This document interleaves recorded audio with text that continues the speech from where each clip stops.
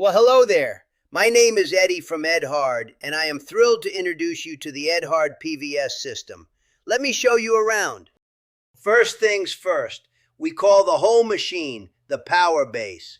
Number one, the entire stainless steel top of the power base is called the housing.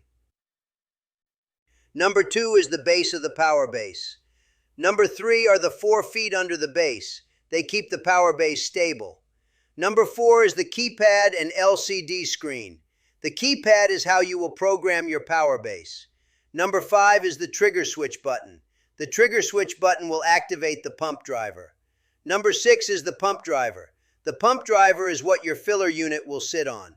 Number seven is the pump safety clamp. This is used to secure the pump to the power base. Number 8 is the emergency shutoff. That should be self-explanatory. Lastly, number 9 is the power switch.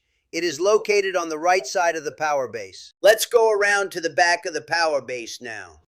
Okay, number 1 on the bottom left of this photo, we have the yellow power cord that supplies the electricity to the power base. Number 2 is the power cord receptacle. Number 3 is a fuse holder that will keep one 4-amp fuse. We ship the machine with a spare fuse.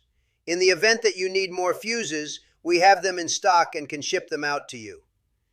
Number 4 is the accessory receptacle. You can attach a foot pedal, a hose assembly, or wire it for an electronic eye. Lastly, number 5 is the housing air intake vent that allows air to be pulled in by the cooling fan. Now, you should have a basic understanding of the terminology we use at Edhard. You will hear these words being used in the rest of our videos. The next video I would recommend is the video on getting to know your PVS keypad. Enjoy!